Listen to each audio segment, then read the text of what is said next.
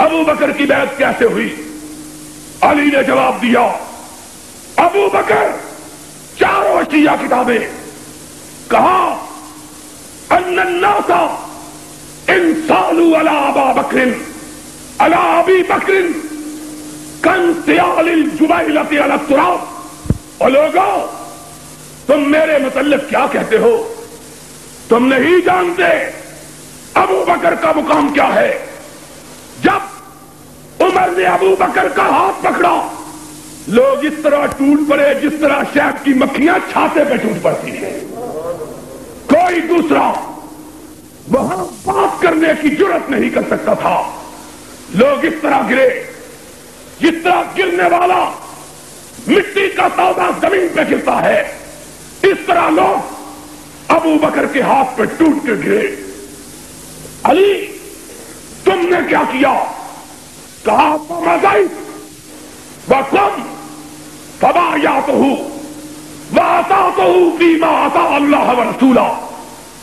جب میں نے ابو بکر کے لیے لوگوں کی محبت کا یہ جذبہ دیکھا، میں بھی بھاگتا ہوا گیا اور ابو بکر کے ہاتھ پہ بیٹھ کر کے زندگی بھر اس کے پیچھے نمازیں پڑھتا رہا۔ آج کہتے ہو کہ جناب خلافت غصب ہو گئی، اور جس کی غصب ہوئی اس نے تو کبھی غصب کا نام اگر غصب ہو گئی تھی تو آج ذرا یہ مسئلہ بھی صاف ہو جائے۔ کیوں نہیں قاری صاحب؟ آج یہ مسئلہ بھی ذرا صاف ہو جائے۔ گجرانوالہ کے لوگ کیا یاد کریں گے؟ کہتے ہیں غصب ہو گئی۔ میں پوچھتا ہوں، تمہاری سب سے معتبر کتاب قاضی کلینی کے اندر، عالی ارشاد شیخ مفید کے اندر، اعلام الورا طبرسی کے اندر، الفصول المہمہ ابن صباح کے اندر، کشف الغمہ اربلی کے اندر، مروج الذات مسعودی کے اندر، حیات القلوب ملا باقر مجلسی کے اندر، منتہی الاعمال مرزا عباس قمی کے اندر، 10 کتابوں کے اندر لکھا ہے کہ ابو بکر کے زمانے میں حضرت علی چیف جسٹس کے عہدے پر قائم تھے۔ بتلاؤ، اگر علی ابو بکر کو اپنی خلافت کا غاصب سمجھتا تھا تو اس کا عہدہ قضات اس نے قبول کیوں کیا تھا؟ آج ہم کو بتلاؤ، ہم جیسے غریب لوگ، فقیر لوگ، مفلس و کلاش لوگ، بے بس و بے کس لوگ، وہ لوگ جو علی کے جوتوں کے ذرات کی مقابلے میں کھڑا ہونے کی جرت نہیں کر سکتے، ہم جیسے لوگ۔ سی آئی ڈی والوں، لکھو، غلط ہو تو دار پہ کھینچو۔ ہم جیسے لوگ، ہماری جائیداد کی ضبطی کے آرڈر ہوئے، اور اخباروں میں گجرانوالیوں پڑھا تھا کہ نہیں؟ جس مکان میں میں رہتا ہوں اس کے ضبطی کے آرڈر ہوئے۔ لوگ تو زکات کی ضبطی کا شکوہ کرتے ہیں۔ آج میرے پاس چینی والی مسجد کے مدرسے دارالحدیث کے محتمل سیکٹری میر اشرف صاحب آئے، کہنے لگے جناب وہ زکات بند کر دی ہے۔ میں نے کہا پھر؟ کہنے لگے میں گیا، کہنے لگے علامہ صاحب کو کہو حکومت کی مخالفت چھوڑ دو، زکات دے دیں گے۔ میں نے کہا ضیاء الحق کو کہو اقتدار چھوڑ دے، میں تجھ کو زکات دینے کے لیے تیار ہوں۔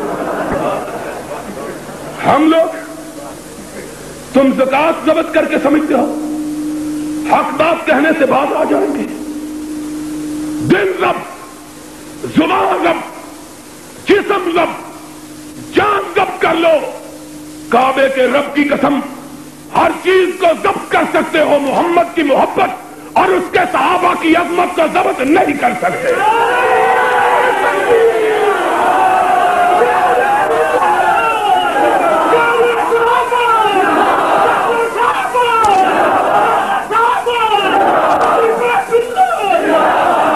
کہتے ہیں ضبط۔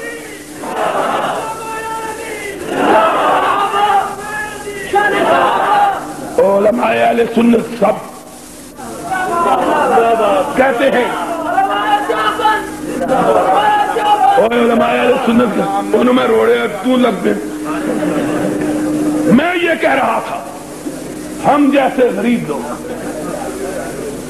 مفلس لوگ کلاش بے کسو بے بس ہم تو کمزور ہیں.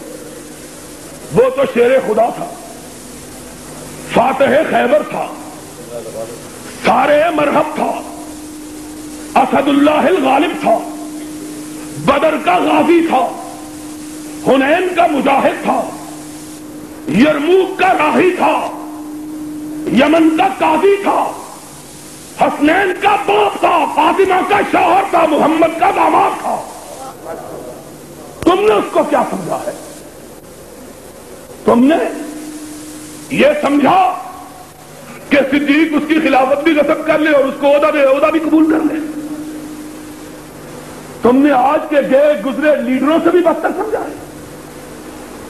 آج ماشاء اللہ کا دور اور ہے کہ نہیں ویسے معلوم نہیں ہوں. کیوں نہیں قاری صاحب معلوم ہوں ہے؟ سی آئی ڈی والوں لکھ لو قاری صاحب بھی کہتے ہیں معلوم نہیں ہوتا.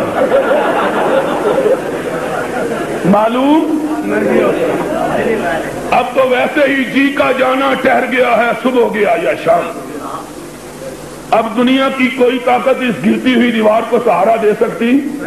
جو سہارا دے گا کھلے خود بھی آ جائے گا. میرے پاوے ہی رہ جانے نے میرے پاوے ہی رہ جانے نے اتنے چکھٹا کو خدا کا خوف کرو کام سے وعدے کیے نبھاؤ اور نہیں نبھاؤ گے تو سن لو ایک وہابی کی پشین گوئی بھی سن لو. کیوں جی حضرت بریلوی بڑیاں کر دینے پشین گوئی آج ساڑی بھی پشین گوئی سن لو. ہم نے پاس اور یہ وزیر اعظم اتنا سونا شیشہ دیکھے تو شیشے نو توڑانا پی گیا. یہ باقی رکھے یہ باقی رکھے گا. اب دنیا کی کوئی طاقت